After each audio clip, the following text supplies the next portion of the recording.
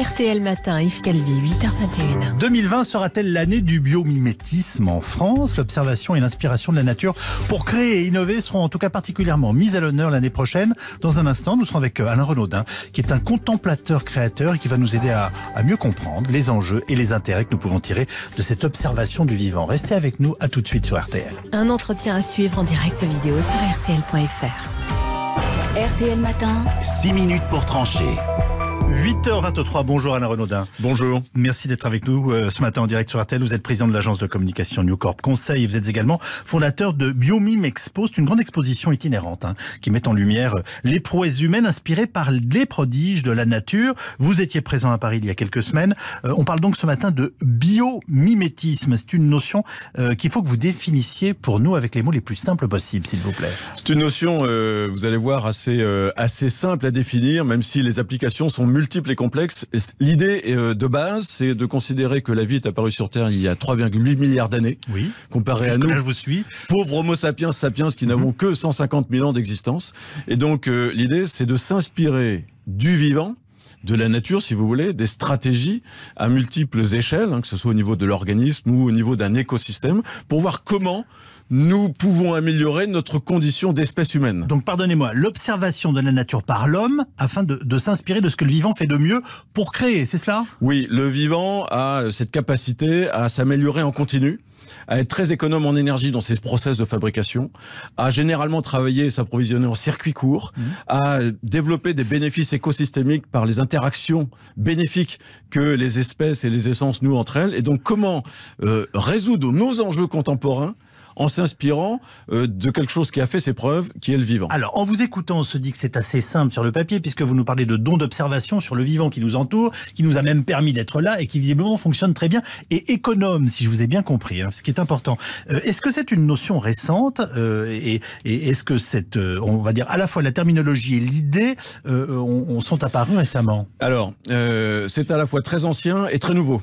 C'est très ancien dans la mesure où probablement que nos ancêtres chasseurs-cueilleurs se sont inspirés de leur environnement pour améliorer leur technique de chasse. C'est ancien dans la mesure où probablement Léonard de Vinci est le premier biomiméticien qu'on a pu observer. C'est ancien parce que depuis 40 ou 50 ans, nous avons des laboratoires de recherche en France qui travaillent sur le sujet. Vous prenez quelqu'un comme Jacques Livage au Collège de France, qui a 80 ans, qui est une figure emblématique, qui est passionné des diatomées, ces organismes unicellulaires marins qui fabriquent une coque de verre à température ambiante et en milieu aqueux, là où nous avons besoin de hauts fourneaux à 1500 degrés. Donc tout ça est ancien. Mais là, vous venez de me citer les hommes préhistoriques, Léonard de Vinci, et nos plus grands scientifiques français. Et tout ça, ça biomimétise en... Oui.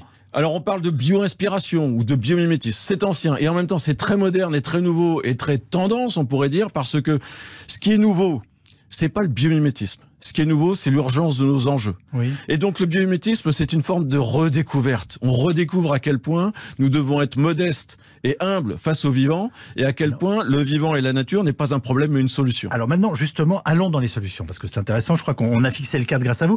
Quelles sont les plus grandes avancées, peut-être les plus grands projets qui, à votre connaissance, sont nés de l'observation des êtres vivants, puis après on se projette dans le futur? Alors, comme je le disais tout à l'heure, c'est un peu multi-échelle, c'est-à-dire qu'on peut être à un niveau nanométrique. C'est-à-dire comment s'inspirer, vous allez avoir l'image mentale d'un papillon bleu qui s'appelle le morpho, qui vit en Amazonie. C'est un beau papillon d'une couleur bleue iridescente.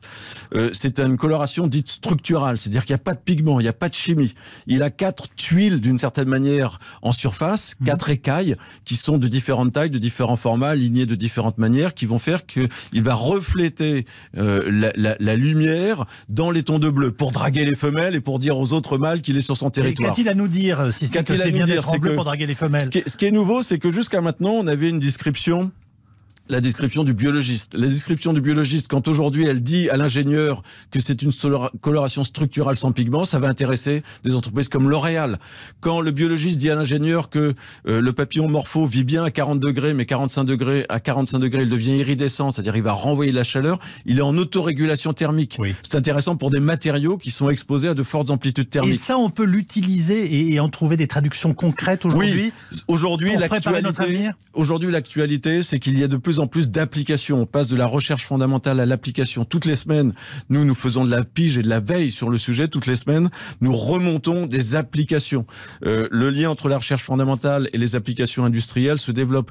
On a aujourd'hui en France ce que j'appelle moi bien volontiers la biomime French Tech. Vous parliez des escargots tout à l'heure, oui. On peut les savourer à Noël, mais on peut aussi s'en inspirer pour développer une colle chirurgicale. Une boîte s'appelle Titium qui travaille avec le MIT américain, est à plus de 50 millions de dollars de levée de fonds, et il s'inspire des stratégies d'adhésion des escargots ou des organismes marins pour développer une colle chirurgicale qui fait de la suture sans suture. Au Massachusetts, MIT. Au MIT. Oui. Au MIT, il y a beaucoup de recherches en bioinspiration. Si vous voulez, dans le biomimétisme, les Américains sont assez forts, et notamment en matière d'application économique et industrielle. L'Allemagne est très structurée, et ce qui est nouveau en France, c'est depuis 4 ou 5 ans, on se structure, on s'organise. On a une excellence académique fabuleuse en France sur le biomimétisme. Vous nous confirmez qu'on a parallèlement un centre de recherche sur le biomimétisme, alors, notamment à Senlis ? On a, il y a 5 ans, créé une structure associative qui s'appelle le CBIOS pour fédérer cette communauté académique. Moi, j'ai pris l'initiative de créer l'événement Biomime Expo il y a 4 ans. On vient de faire la 2e édition à Paris, parce que ça a démarré effectivement à Senlis.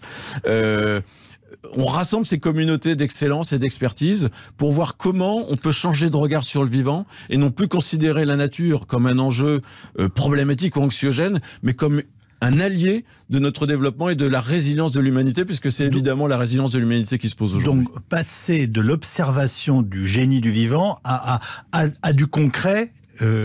Donc pour notre survie sur Terre, ça veut dire ça aussi.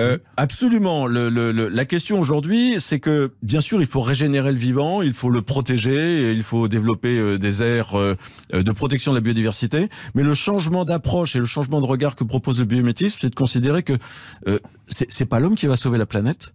C'est évidemment la planète qui va sauver l'homme. C'est-à-dire c'est la nature qui va se mettre au service. Comment s'inspirer du vivant pour améliorer le bien-être de la population humaine et améliorer la capacité de résilience, c'est-à-dire de réaction au choc, de l'espèce humaine, qui est une espèce récente. Je retiens de ce que vous nous dites, puisqu'on arrive à la fin de cet entretien, que, en tout cas, la préservation du vivant et le respect du vivant est devenu une donnée essentielle. C'est-à-dire qu'on en avait conscience, plus ou moins, mais là, les outils de notre avenir sont là. Oui, c'est une redécouverte, c'est une forme de boîte à outils de développement durable. On a très longtemps fait la pédagogie du pourquoi il fallait qu'on change, qui est de temps en temps une pédagogie anxiogène tant qu'on ne propose pas de solution.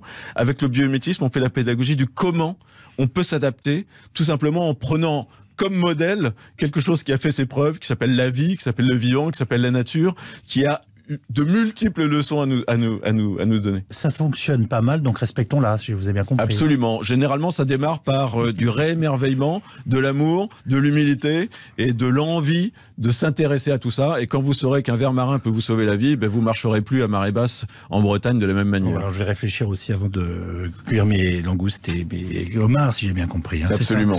Oui, en cette période de fête, c'est important. Merci beaucoup, Alain Renaudin. Merci. Je rappelle que vous présidez l'agence de communication New Corp Conseil, pardonnez-moi. Vous êtes également fondateur de Biomime Expo. Bonne journée à vous.